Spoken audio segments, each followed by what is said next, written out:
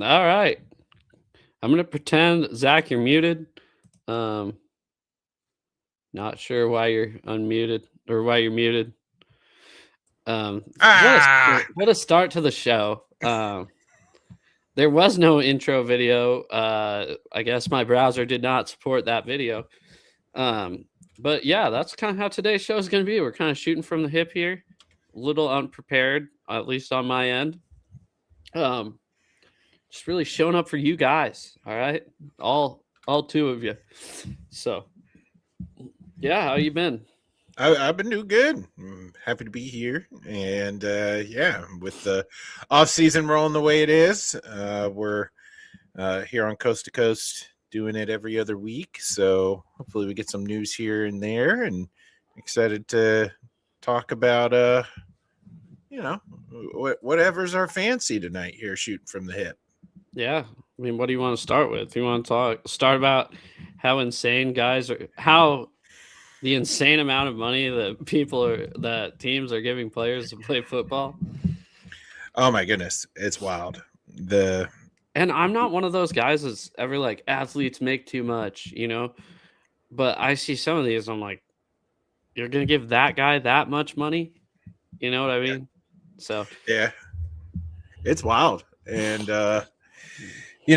I think for Seahawks fans out there, it's been, you know, you kind of, on one hand, you expect the Super Bowl champions to be picked off bit by bit. And then there's another portion of the fan base that is just impatient out the wazoo. and losing their mind. No pun intended. And yeah, losing their mind. So, uh, I just did they not watch the Seahawks until what? The Thursday night Rams game?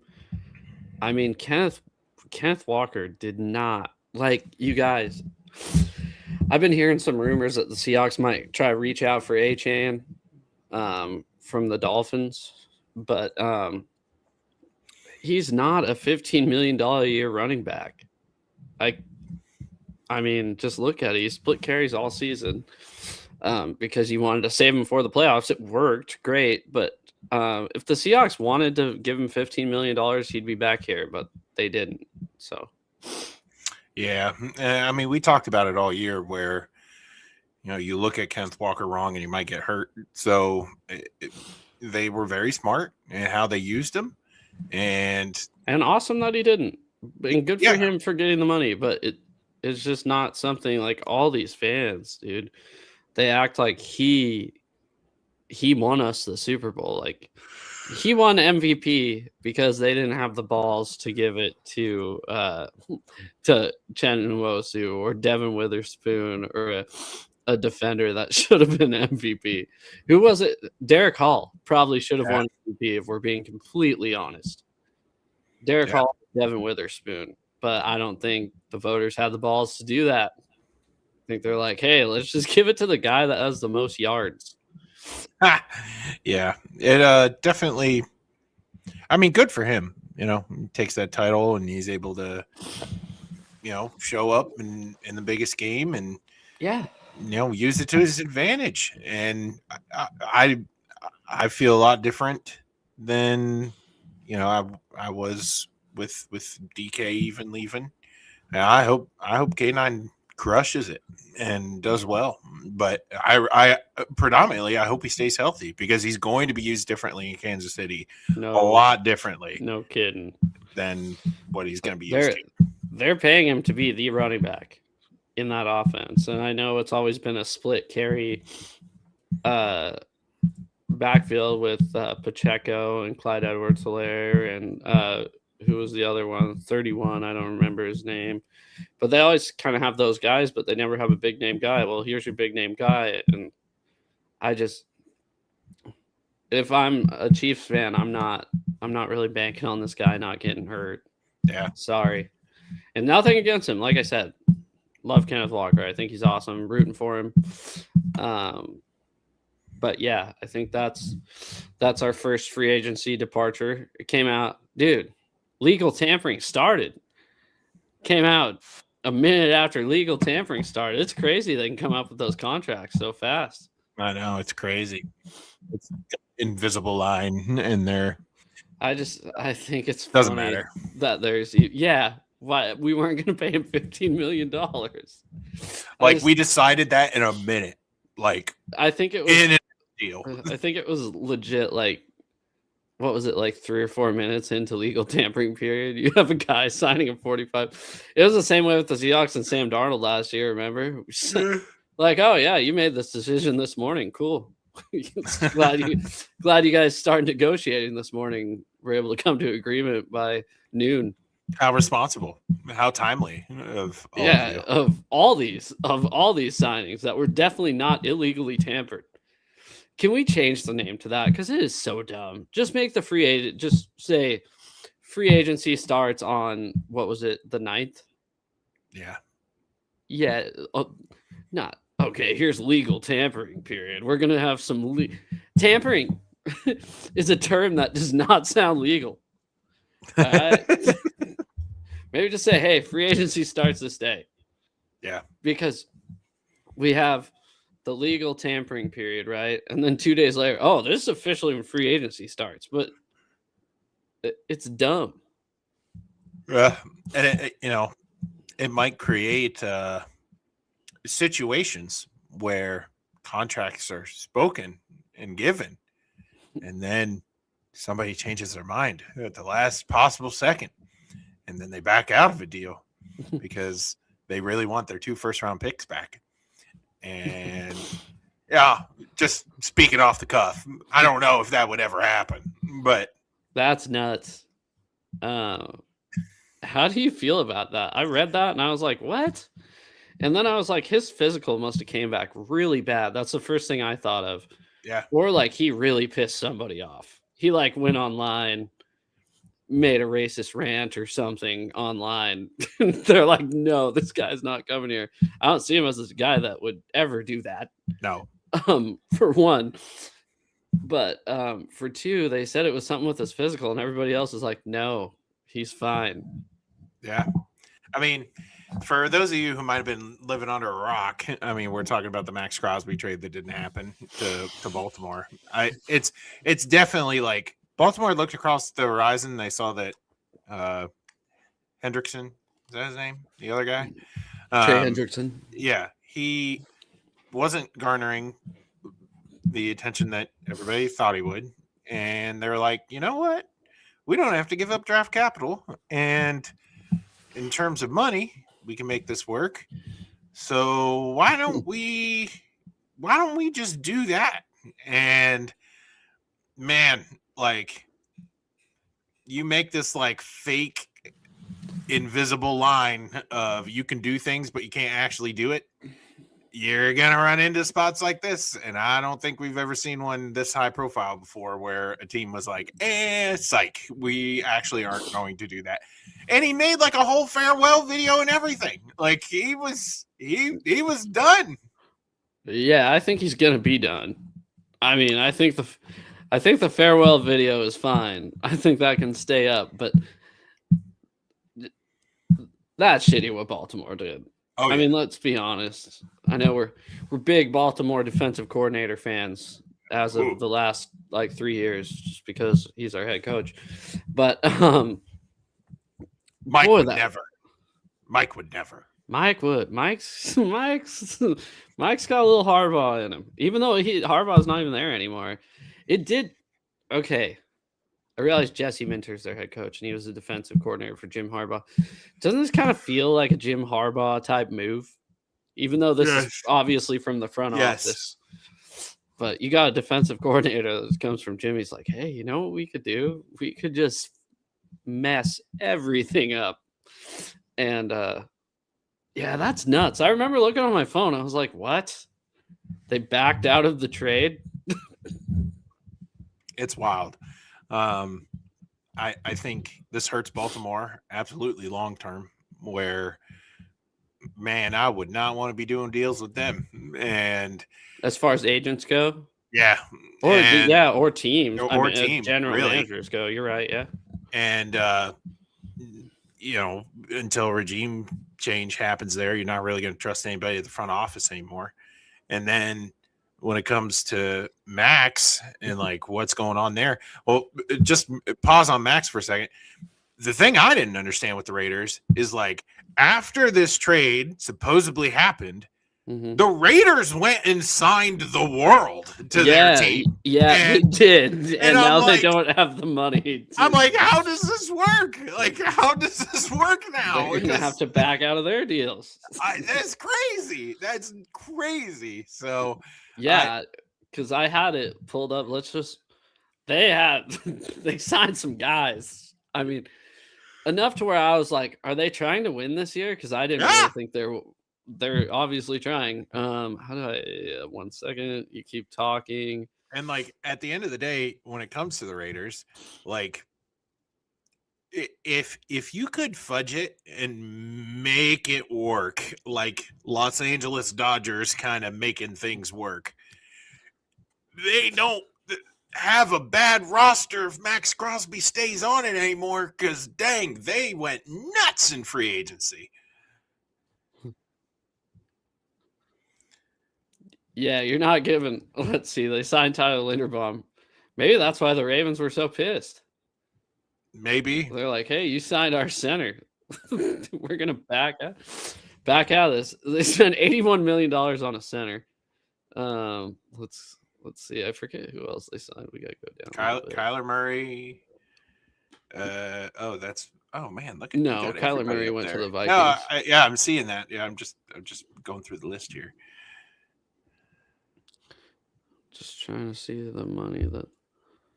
Oh, the Patriots got Romeo Doubs. I didn't even realize Kyle Pitts was a free agent. Stephon Diggs, I don't think he's going anywhere. This is something, not change the subject, but straight to jail. The fact that the Bengals are giving Boye Mafe $20 million a year is just nuts. Oh, yeah. Nakobe Dean, 36 mil for a linebacker. Yeah, they went out. They signed everybody. Look at this. This is how desperate the league is. The Bears gave Devin Bush $10 million a year for 3 years. That's wild. I mean, look at these. Rick Woolen. I'm not gonna lie. That makes what? Have fun, buddy. Have fun. But that deal makes sense from the team perspective. It was $12 million. It says up to 15, but 1 year, $12 million. Prove you can do it. Prove you're a locker room guy. I don't hate that. Yeah. And I actually like Boye Mafe better than Tariq Woolen. But I'd take Rick Woolen for $12 million 1 year rather than Boye Mafe for $60 million 3 years, you know? Yeah. Let's see, Raiders. Yeah, of course. Now we're just looking like. Well, they're all. I mean, the Raiders were like early and often. So yeah, Quay Walker. Yeah, Quay Walker here. So 2 linebackers, you're tied up like $80 million. And that crazy center. Kwity Paye. They got Kwity Paye. Yeah. So like, you get what I'm saying? Like, if they could LA Dodger this. This is football. This is the NFL. You can't do that. It would be great. Restructure everyone. Bump it out. Make it 1 year. 1 year run. Yeah. How's that working for the 49ers now? I mean, I'm just saying. Like, instead of winning 2 games, you might win 5. So listen, if you weren't a fan when we were winning 2, don't come back when we win 4 next year. Yeah. Making a statement. Raider Nation. Stand up. Yeah, it's just that whole situation's wild. This whole offseason has been kind of weird because for a Super Bowl team, kind of circling back to the Seahawks, sorry, you'll get to Max Crosby after I say something else. Totally off topic. I'll make it about him. I'll make it about him. Because I never got to that part. But for a Super Bowl winning team, this team did not lose many pieces because everybody's still under contract. Yeah. So, and you know, we've talked about how much we like Kobe Bryant here on the show before, and I think out of anybody, you know, that's the one where you're like, dang it, like Yeah, probably even over Boye, because Boye is a rotational Yep. edge getting paid like a. I mean, what he makes more than DeMarcus Lawrence is. I realize Yeah. age is a factor, but production also kind of has to be there. You can't just go out and sign a guy because he's 25, right? Yeah. This ain't Madden. You don't sort by age and then get all the young guys. And I think What's his at the potential grade? He does have yeah, a high potential. high grade. potential. He has a hidden dev trait, actually. Boye Mafe does. It still hasn't. Still, the hidden dev trait. He hasn't played enough snaps yet. Yeah, I really like how they approach this offseason in terms of like not jumping at it. I've seen discourse where they're like, man, they got all this money. And you made the point earlier. It's like, yeah, but the Super Bowl roster as a whole is still really intact, and you're going to have to pay them eventually. Like, there's going to be deals on the team where guys got to get paid. Yeah, And because it's not the 1 year deals that are going to screw us right now. The Yeah. 1 year deals, fine. It's literally over 1 year. Because I mean, we could fill the roster right now with 1 year veterans and be fine. Yeah. This year, but not in the future. You're going to have to start paying JSN and Devin Witherspoon really starting next year, because that's their 5th year option. They're going to. I don't know how that's going to work. But Charles Cross starts getting paid this year. Abe Lucas starts getting paid this year. You know what? Seahawks fans from India. I almost said Indiana. Thank you. Whoa. I really thought that said Indiana, but Ty, thanks for joining in. Yeah, that's awesome. Got any questions or comments? Feel free to drop them. Yeah, and when we take a look at the team as a whole and who they wound up keeping and who were looking to like fill the role, I think we saw a lot from Tayakata this year. Where Yeah, and it sucks we lost Kobe Bryant. It would be nice. It does, but the production, like, it's all about production, and he can absolutely come in and take that production. Well, Tayakata's a peacock. You gotta let him fly. Oh my gosh. Because you're not that's obviously a joke, but you can't have Kobe Bryant, Julian Love, Nick Eamon-Wari, and Ty Okada all back there at the same time. Yeah. And I think corner is going to be something you're going to wind up probably looking at in the draft. Do you see the safety we signed? No, actually. Rodney Thomas II. So really hoping he takes number 29 away from Josh Jobe. Just take one of the Roman numerals off my Earl Thomas jersey. There you go. Yeah, signed a couple guys. There was one guy whose name I couldn't pronounce that we signed to a 1 year deal. Do you want to pull that up, James? Your boy Jake Bobo gets brought back from the dead. Good job. I called my wife. I did. That's the first I saw that, and I called my wife and I said, "Honey, you can breathe now." I said, "Honey, put your dancing shoes on. We're going out tonight, okay?" You, me, Jake Bobo Sheets. Let's go. Yeah, exactly.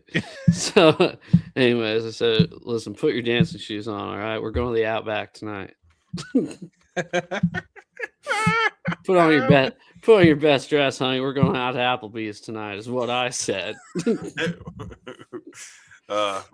Ride the Dente plays in the background as you walk into Chili's. Dude, I've never been to a Chili's. I don't even think we have Chili's over here. No way. That's nuts. Okay, cool. We just got Raising Cane's. Oh, nice. You got it yet? If you venture south enough, you'll find a Raising Cane's here in the state, but it's not anything too wild. All right, so I'm sharing my screen. All right. We'll go through the transaction list here. That's who I was talking about. This guy who you can't pronounce. Yeah, Emmanuel Wilson. That was a good one from Green Bay. Kind of forgot about that. I'm interested to see his role on the team. I think, obviously he's gonna be the guy for a little bit. So I'm as excited as I am about him. I really don't want like our young running backs that are already on the roster to get kind of shuffled out. Like I don't want to give up on the dream of splitting carries and stuff. With who? Kenny McIntosh? Well, no. Are you talking about signing somebody else when No. it comes to like signing a number one guy? You don't want that to happen or what? No, I would want Charbonnet to eventually become number one, but at the end of the day, they got George Halani. That's all we got. George Halani, but no. Why isn't he on here? Roster? Who? I don't know who. I'm just. You got basically Kenny McIntosh, Zach Charbonnet, George Halani. Why can't I organize by position? There we go. Yeah. Fullback. Why are these like so weirdly in order? Cam Akers, Zach Charbonnet, George Halani. Cam Akers ain't coming back. Kenny McIntosh, Emmanuel Wilson, Jacardier Wright, baby. Yeah, I'm all in. Let's go. Let's see it happen. I want one of those guys to like get some more time. I want one of them to just pop off. That'd be sweet. So anyway, Brady Russell, special teams legend, coming back. Don't touch the football. We have David McNiner. One sec. David McNiner said who? For who? Yeah, which one? We're going through a lot of names right now. We have Drake Thomas was the big sign. Did we talk about that last time? Because we didn't. No, we didn't. We talked about how that was kind of like our number one priority, and they got it done like as soon as right after we talked about it, like the next day or something. But yeah, I was pretty stoked on that. How'd you feel about the Rashid for $17 million a year? Look, I think if you're pinching pennies, I think you're looking at that and you go, that's a little rich. Look, he is dynamite at special teams. And I think we're going to see him in a much bigger role on offense next year. You're paying him to do that now. And if he continues what he can do on special teams, I think he's worth every penny. You want in today's football to flip the field on a dime. He's one of the handful of people that can do it. So I'm all in. I know this sounds nuts, but so I was listening to the radio a couple weeks ago, and they were talking about the value that Rashid Shaheed actually brings to the return game. So before Rashid Shaheed was a Seahawk, our average starting field position was the 28-yard line. After Rashid Shaheed got on the team and no one wanted to kick to him, and now the touchbacks are at the 35, our average starting field position after the kickoff was the 34-yard line because of how often they didn't kick to him. Maybe it was the 30, 33, 34, but it increased by like 5 or 6 yards, which doesn't sound like a lot, but I mean, you're starting your drive off at the 35 every time. Like you said, special teams now is pretty important because you can't afford kicking touchbacks anymore. Yeah. And I think having a guy like that on your team is just electric. And you're going to put hopefully when he gets healthy, man, I want to see Horton back there too on kickoff. So that's what I was thinking. So I didn't think we were going to get Shaheed back. And I was like, oh man, we'll just have Horton because They never played together. Yeah. We signed Shaheed. Remember, we were like, oh man, just wait till Horton gets back. We'll have Horton. The receiver room is pretty stacked if you think about it. We don't have those big names. Like, we don't have Jamar Chase and T. Higgins.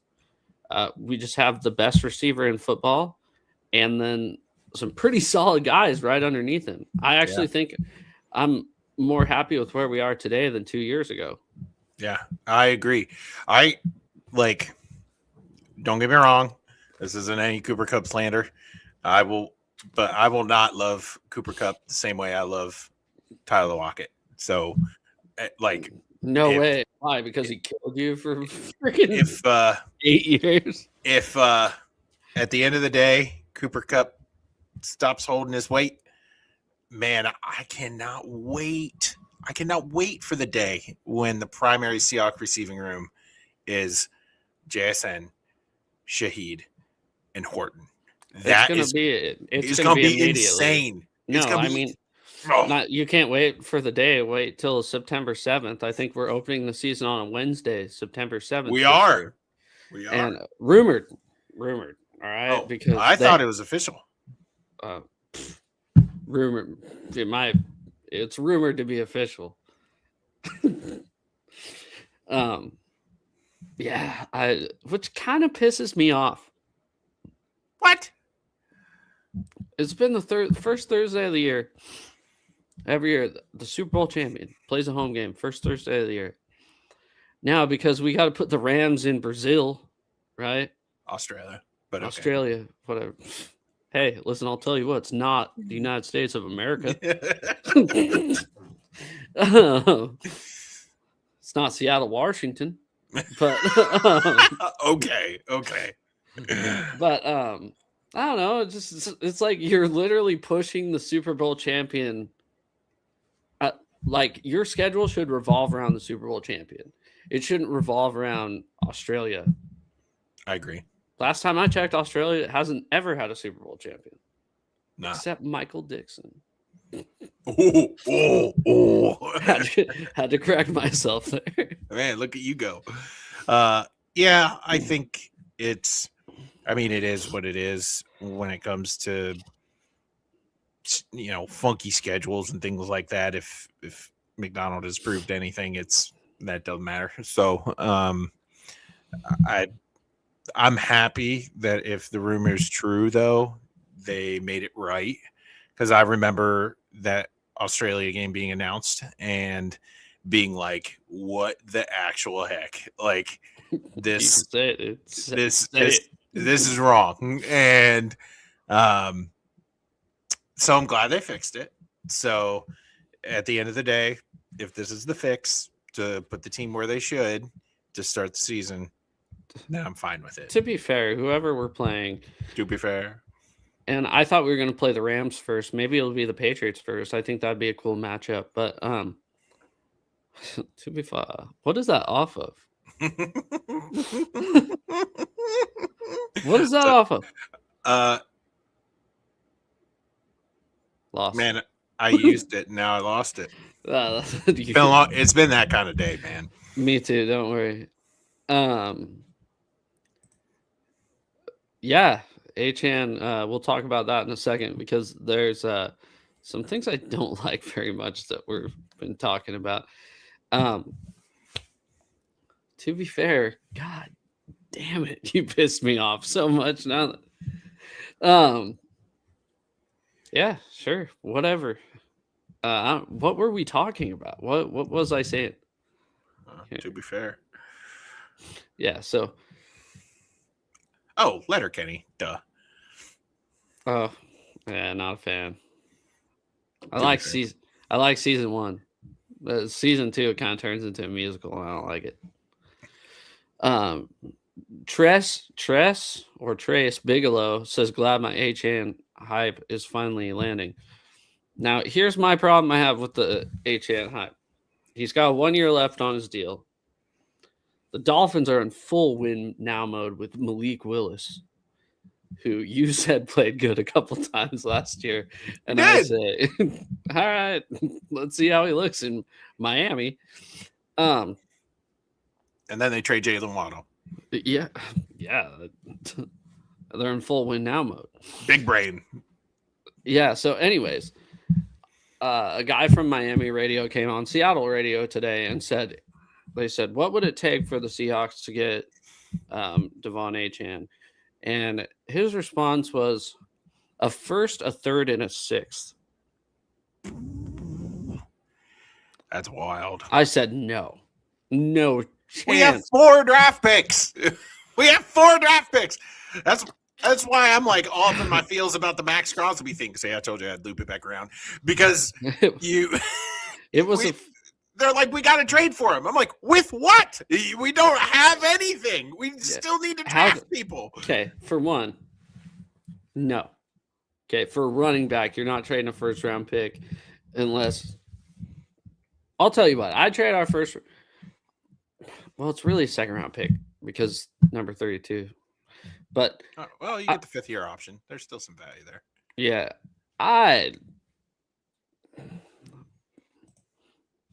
64. That's kind of more what I was thinking. Pick 64. I'm not trading my first round pick for hardly any running backs in the NFL. Pete would. Yeah. No, he wouldn't because they didn't do it. He would just use it on a running back. They only did it one time, and he was made of glass. It was enough to scar me. Sean Alexander scar you? It's first round running back right there. Kurt Warner scar you? They don't make them like they used to, and you know it. It's like refrigerators. They're made to break now. Yeah. Okay. So, anyways, there's maybe like Saquon Barkley. I'd trade a first round pick for. Anybody else? Bijan. I'd definitely trade a first round pick for Bijan, or who was the running back that got Jahmyr Gibbs? I'd give him a shot for a first round pick. Still young, still on a rookie deal, even though it is a first round contract. But I'm not giving up a first round pick for a guy who has 1 year left on his deal.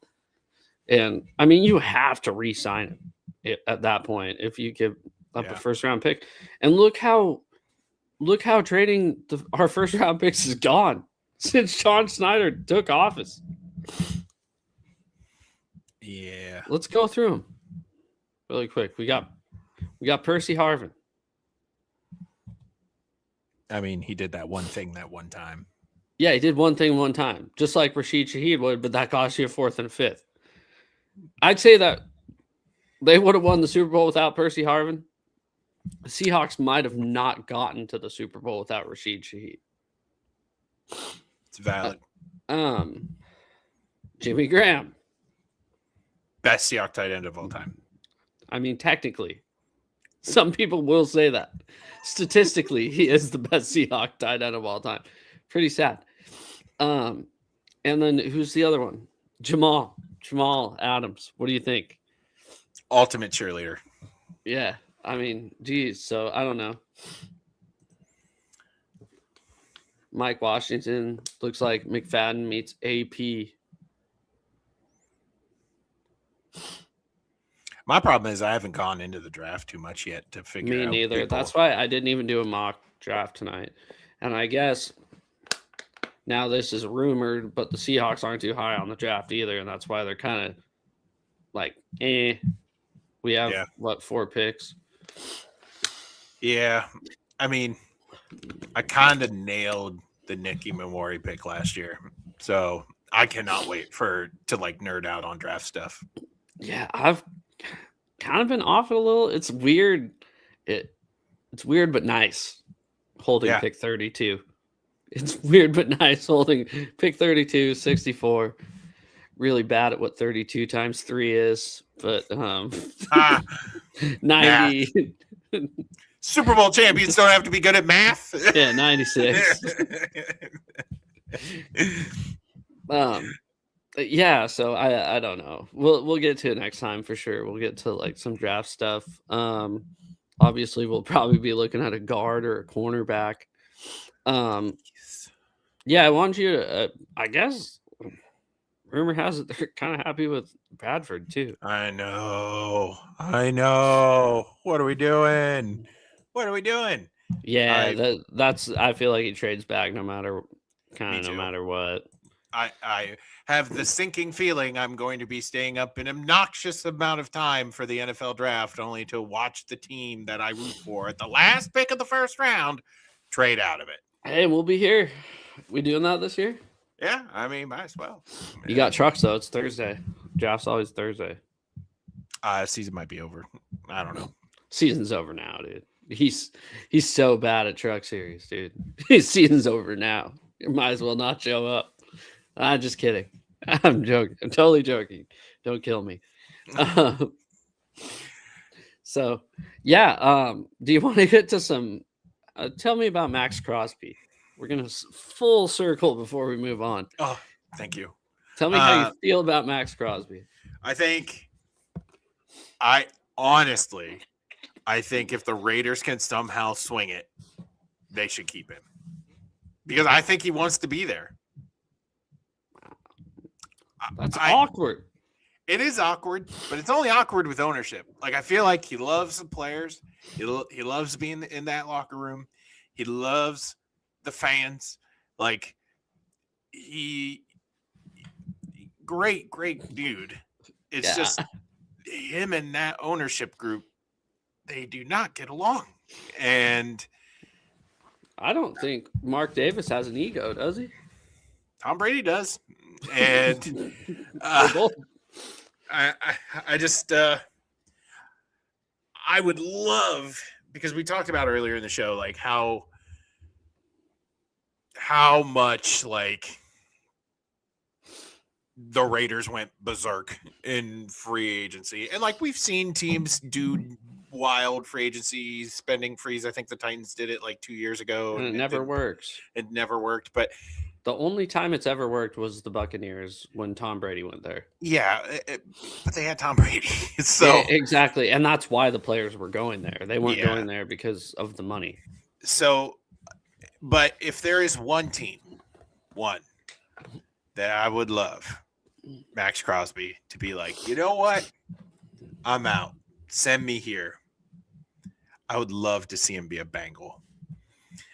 And can't. They just paid Boye Mafe $20 million a year. Or a Steeler. I don't care. Put him in the AFC North and make him tee off on the Ravens twice this season. I got you. Like, see, put that in my veins, dude. Max Crosby and TJ Watt on the same line. That would be poetry in motion. Give me it. I'm not a fan of Max Crosby on the Seahawks just because of the money he's making. Yeah. Let me put that clear. Let me make that clear. We could afford him. I don't want to have all that money tied up in a guy that gets career high sacks is 14 a season. Kind of go back to Moneyball here. You know, if he hits good, if he's a good hitter, how come he doesn't hit good? If Max Crosby is such a good pass rusher, I realize he gets the most pressures, but how come the sack numbers aren't there? Yeah. I mean, he demands a lot of attention. I think like that, and that's why like I would love to see him stick it out on the Raiders, because they do have another edge rusher now, and like it could really, really work. So I don't know. I just like seeing bad teams turn around and become good eventually. So I think that's good for football. So I think Max Crosby doing it on the Raiders would be a cool thing. But if not, please put him in the AFC North. Like, make him tee off on the Ravens twice a year. He probably belongs in CA only. What does that mean, California? Yeah. I mean, why? His vibe. You got a vibe? I mean, if he has a vibe, it's definitely Northeastern flannel guy. Like, no, if he has a vibe, it's definitely like Southside Chicago, Central Los Angeles guy. I'm trying to will it into existence, man. So, man, I'd love to see. You're thinking Myles Garrett, Max Crosby, the only two good players on the team. Oh my gosh, he could be a Brown. I didn't even think about that. Oh, that'd be epic, dude. That'd be epic. It'd be the only reason why anybody would watch the Browns, but that would be cool. Hell no, dude. Shadur back there. Shadur. Yep, I forgot about him. Pro Bowler. Pro Bowl Shadur. Pro Bowl Flacco. First, Joe Flacco's first Pro Bowl ever. It came at age 65 season. I think it's the weed and tats. Yeah, probably. But yeah, anything other than guard that you think we really need? Yeah, I mean corner, Yeah. guard. If the philosophy is we got Emmanuel Wilson and we're gonna try this one primary back thing, which like I'm not against, obviously. I don't think they're gonna try the one primary back thing. But if I wouldn't mind like one of those really late draft picks being used on a running back. Well, Jonah Coleman from Washington visited there today. I've seen that. But I love Washington, and I like Jonah Coleman a lot. But he's kind of he had a lot of rushing yards against FCS teams last year. Not very many against Big Ten teams. He scored 5 touchdowns against UC Davis. So, and I think like, you wind up drafting a guy in this situation. He's going to be competing for like third string touches. Especially if and when Charbonnet comes back. So back Damian Martinez, you thinking? I like really running back is all on the table because there's so many guys that you could wind up bringing back. Watch Mike Washington Jr. from Arkansas. Listen, as a Arkansas fan, I'd lose my mind. I mean, he brought him up earlier, but I didn't know who he was. I think I think at the end of the day, like definitely corner, definitely guard, and then roll the dice wherever you want. Like pass rusher. Yeah, but like other than the fact of they're old or older, another year older, like you rotate them so many times, it's just less mileage. So it's nice. You're fine. I'd rather have. I was talking on the phone earlier, kind of about what we were going to talk about on the show, and like I said, I'd rather have 2 guys that make $10 million a year, get 9 sacks each, than one guy making $45 million a year get 18 sacks. The Seahawks had a lot of guys with 7 sacks last year. I think they had like 5 guys with 7 sacks last year. 4 or 5, I couldn't remember. Might have been 4. But yeah, they're pretty. I mean, the rotation is nice. Boye's not going to be there. Yeah. So you have, defensive line, maybe. You have linebacking core. I mean, bringing back Knight is huge. So I think you're set there. You look at the secondary. I mean, maybe. Shut up. The U.S. just tied the World Baseball Classic in the 8th. Nice. Maybe 2-0. Sorry to cut you off. So like that free safety role, that's Julian Love. And then who's behind him? Imamori. Well, aren't they on the field at the same time? Yeah, it's going to be Okada, Julian Love, Imamori, and then that new Rodney Thomas guy is going to. Oh yeah, I forgot about that other guy. Back up, and then I was looking for a backup. Jarek Reed's gone. I'm trying to think. Jarek Reed's gone, but yeah, I don't know. I don't know. I think it's good to be the top because there's not many holes right now. I want nothing to do with Jadeveon Clowney ever, or Von Miller.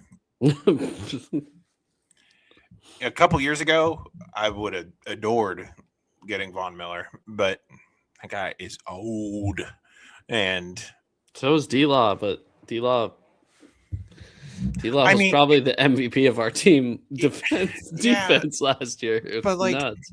you talked about it earlier with how these teams are like super desperate to sign people. There's going to be a huge market for those guys eventually, and they're going to overpay for both of them. So I don't think so. Like he said, 10 million combined, but it won't be like Bennett and Averill, because Bennett and Averill were still young when we signed them. These will be, if we sign Von Miller or Clowney, it's because they're ring chasing, which is fine. Come here as long as you play good. Chase. Marcus Lawrence did it. Do you? Yeah. He said it. He said it. I don't know if he called his shot. He said it. Yeah, I believe him. Truly believed. I don't know if he truly believed it himself. Yeah. What? Some other NFL headlines. Jalen Waddle got traded today. For a first-round pick. That was like, where were these teams for DK, dude? I feel like DK. Milwaukee throwing stuff. Milwaukee battery down. Let's see. What was the other one? Tua? Yeah, sure. Kyler and Tua both leaving to destinations that were not swapped like we hoped. Tua going to the Falcons. Well, Daniel Jones stayed. He was going to stay regardless. But his money is huge. Yeah, he was on a practice squad last year at this time. Good for him. And then they said, what'd they say? Oh, he's competing with Anthony Richardson. And we're like, he's not competing with Anthony Richardson. They're just saying it. Came out, balled out. Good for him. Yeah. Tua going to, Michael Penix and Tua, the two lefties in the NFL, making sure the receivers are catching balls that are spinning the right direction. I think that's a problem with the Falcons. I think they just weren't used to the right-left motion. I mean, it was a big problem with the 49ers back in the day with Steve Young, Joe Montana. So, yeah, I feel like that'll be interesting to watch. I think the QB battle in Minnesota will also be pretty interesting. Who do you think comes out on top? Because part of me feel like 9 does come out on top. Well, so I have a really, really good friend who's a Vikings fan, and we've talked about Kyler for like a little while now, and he's just like, I am not excited about getting him because our offense is all like structure, first read, bam, like get the ball out. And he's like, that dude is the exact opposite of all of that. And I'm like, yeah, but it's cool to like watch him run around like a toddler being chased. And yeah, I'm happy it's not my quarterback, but sometimes it was like he had that crazy 2-point conversion against the Raiders a couple of years ago. I'm sure you remember exactly what I'm talking about, where he ran back to like the 45-yard line and then somehow ran back up to the 10 and completed a pass. He's fun to watch. I'll admit it. Yeah. So I'm interested to see, what kind of structure can be built around an offense that's trying to entertain either 9 or Kyler, because they are very different. Yeah. Yeah. Who do you think comes out on top? I think Kyler for a little while. I don't think so. I think they're sticking with 9. Yeah, I don't know. I just feel like, and then didn't Jefferson like demand a trade? Did he? No, he did not. Justin Jefferson? I thought so. Kyler always reminds me of the Jack in the Box commercials for mini sirloin burgers. Nice. Listen, Trace, thanks for all the comments tonight. We really do appreciate it. It's kind of fun. So we differ there. What about the quarterback battle in Atlanta? I love Michael Penix. He's gonna say it. Say it. I emotionally, I would take Michael Penix over Sam Darnold. Emotionally, strictly. Oh, your emotions betray you. Papa J says Justin Jefferson has not stated that he is looking for a trade, and he remains committed to the Vikings. Thank you, Papa J. Appreciate you. Son of a bitch. Emotionally, I'd take Michael Penix, but I feel like they're gonna sit him for a year because, for one, his knee's pretty messed up. And I don't know. Maybe you let him sit behind Tua. Maybe Minnesota and Atlanta are going to be the same exact thing. Yeah, like neither one moves the needle. I don't think they're going to be any dramatically better. I can't believe what I just heard. Yeah, you tell him. I can't believe what I just heard either. But if you follow Joe for any period of time, you know he's very emotionally invested.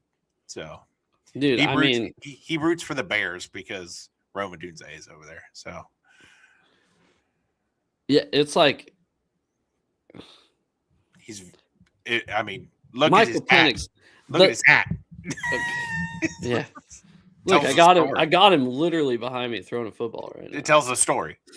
Yeah, no, it's just like Michael Penix took us to a national championship. That was basically him in the offense that took us to the national championship in 2023. And like Sam didn't really take us to the Super Bowl. He's a big part of why we went to the Super Bowl, but he wasn't like that guy. Michael Penix was that guy, and that's why I'm so emotionally invested in Michael Penix. So I'm a lefty too, but I want a quarterback who can make all the throws. Darnold makes all the throws. Yep. Tell him, everybody destroy him. I appreciate all of you in the chat. Good job. When it comes to good job. Hey, one sec, really quick. Remember that 49ers guy that never showed back up? I know. I know. He's scared. He came through for week 17. I felt like he kind of trickled in before the playoff game too. You remember he just wasn't there as much. We're like, come back. We will be here next Tuesday. Never came back. Shocking. What a douche. So we've covered Kyler. We've covered a little bit of Daniel Jones. That's fine. We've covered Malik Willis. Oh yeah, Malik Willis and the Miami Dolphins, who don't know if they're rebuilding or if they're tanking. They know they're tanking. They're like, hey, let's get a bad quarterback and pay him a lot of money. He's not bad. This is how you lose. He's gonna be bad now because he's gonna sabotage him. You know what they watch? They go, okay, the Raiders paid Geno Smith a lot of money. Geno, we need to talk about Geno. Yeah, you're right. I didn't even think about it. Holy smokes! How about that story? But 1 second. New York fans, dust that number 7 jersey off because he is back, baby. I mean, what a story where you've run the gauntlet and you're right back to where you started. And I think at the end of the day, it's not a great situation, but I will definitely be watching the Jets just because I want to see it happen. And I could not believe it when I saw that. All the old man takes I had last year. I mean, Geno might be early old man take 2026. Probably not. Milroe is the future. We forgot he was on the team until you just brought him up, Trace Bigelow. Yeah, that guy is gonna marinate for a hot minute. And we thought he was taking over Sam's job this year. Let's be honest. Remember going into the season last year? Yeah. But you think Geno's the old man that Look, I mean, Joe Flacco hasn't signed anywhere yet. No, neither is Aaron Rodgers. So we're up to the next guard. And Geno, first guy in line. Like, give me Jets playoff run. So like Geno Smith. So do you think when they asked Sam Darnold like a job interview, they're like, "Where do you see yourself 5 years from now?" He goes, "Hopefully not traded back to the Jets." I honestly I cannot believe it that has happened. But You brought it up before. I know it was a wish. And It wasn't. it just happened. It's wonderful. But I think for him, it's his last hurrah. Maybe he can back to back get teams their first number 1 overall pick. Kind of be like the merchant of death for NFL teams, where if he didn't tank hard enough the year before, he signed Geno Smith and get the job done. That's what I was thinking. Do you think the Dolphins saw what the Raiders did and we're like, okay, so we just need to overpay for a quarterback? Couple years, we'll let him go in the offseason. Arch Manning next year. So crazy stat about the Dolphins, because it was sent to me right before the show started. I want to read this off for you. Pierre Prod 17 wishes Shaheed was still in New Orleans, by the way. Oh, wanted to bring that up. Can't have him back. He's ours. So the Miami Dolphins dead money for this season is now over. For this season, $175 million. That's over half the cap. The cap is...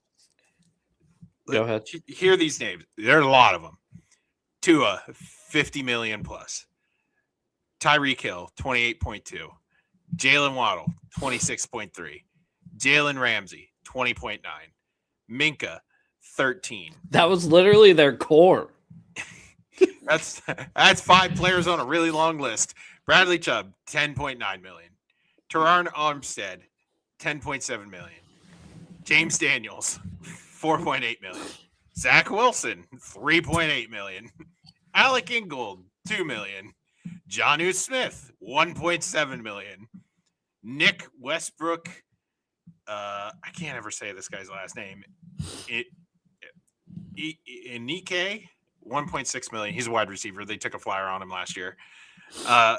Matthew Judon, 1.4 million. You said Judon already. No, I didn't. Did you say somebody that's like Matthew Judon? No, but I'm literally reading a list. Okay, go ahead. Sorry. 1.4 million.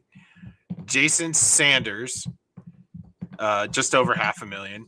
Cam Smith, over $500,000. Mohamed Kamara, $160K.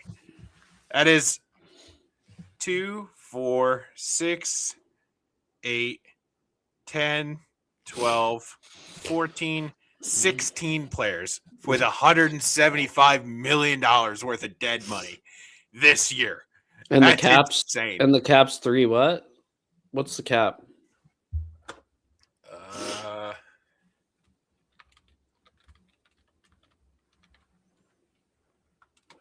320? 301. Oh, so yeah, it's over 20 million, over half. Half their money is not. Yeah. Yeah. The Dolphins are claiming Chapter 7. That is great. That is great. Trace Bigelow asked if we've ever seen Deuce Bigelow with D. Snyder. Yep, sure have. Yeah, I don't know. That's nuts. They failed at tanking already. They remember the whole tank for Tua thing, and then they won too many games, and then they still got Tua. Because Tua broke his freaking leg. Really paid off. It did. They did. They tanked for Tua. They're offering the coach like $100,000 every loss. You remember that? Yeah. I mean, it's It's wild how these teams are going about tanking and trying to get players, and then they're never like a guaranteed commodity. So But not only that, like it is hard to tank in the NFL. yeah, Like a lot of I prideful feel dudes there. like basketball, I feel like it's very easy to tank. Baseball, sometimes teams win by accident, but usually, they got the whole roster. Football, you have 53 guys and your head coach and every coach that's trying to win now. And usually tanking doesn't really work. You end up winning like 6 games and with the 10th overall draft pick. Yeah. So I mean, look at the Steelers. They've been 500 for 47 years. So They just try. can't do it. Just can't do it. Are you a Steelers? Are you like a partial I hate the Steeler? Steelers. That's what I thought. Hate them. But they're so close to home. No, everybody over here. No, hate them. How far is Heinz Field, Acrisure Stadium, I mean, from your house? Like 4 hours. Oh, that sucks. Yeah. How far? I mean, what's I the live closest- like right in the middle of the state. So What's the closest NFL stadium?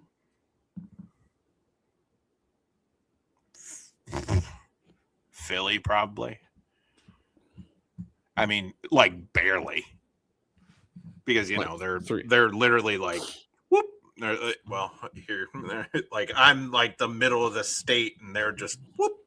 So, I mean, 6 in one hand, a half dozen in the other. It's fine. That sucks. I could be to Portland in like 2.5 hours. I just found what NFL teams in Portland. I'm just saying. That's the next biggest city. You could be in Portland. Ooh. It's in a different state. That's all I'm saying. It's like I could go to a different state right now. I mean, if I wanted to go to a different state, I can be there in 2 hours, maybe. So, NBA team play there? I don't think so. You know where an NBA team is going to play in 2028? Probably Las Vegas. Maybe Seattle. Seattle. I'm not getting my hopes up. Are you? Yes. Yes, I am. Let's talk about it, baby. Okay, this is the last thing of the show. Yes. They've been dangling. Let's go. Dangling this carrot in front of our faces. We've been on a treadmill for literally 18 years. There's kids that are graduating high school that have never seen the Sonics play a game. And I'm just not going to trust it until they actually vote on it, which will be the opening weekend of baseball next weekend. Well, so. this is a vote to explore the option of viability for exclusively Seattle and Las Vegas, and then they'll vote them in if they find. Did you see the valuation? Make it happen. Yeah, it's insane. $7 to $10 billion. Yeah. I don't want to talk about the Seahawks sale tonight. I think we've made that clear before that I just don't want to talk about it. Kind of a touchy subject with me. Because the team's not fucking moving. But that's nuts. $7 to $10 billion. But it'll be cool. I went to Sonics games when I was a kid, and I mean they moved when I was 11. So it's not like I have like great memory of the Sonics or anything, but we've literally had generations of kids born in this city. Like I'm literally a half an hour away, 45 minutes away, that have never watched the Sonics. That have been like, there's a guy wearing a Thunder hat at work the other day. I don't work with many people, so I can kind of get away with talking mad shit to people. If that makes sense. We don't really have HR. And I said, why the fuck are you wearing that?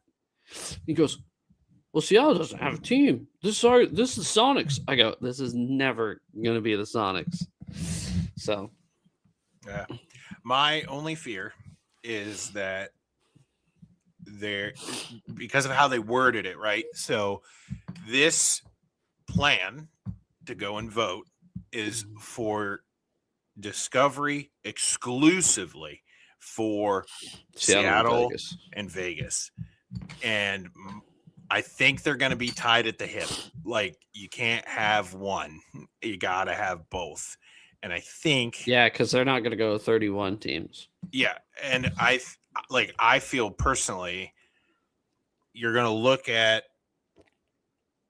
it like this thing that they're going to vote on is going to pass. Like, they are going to open it up for real discovery for these two NBA franchises. You think so?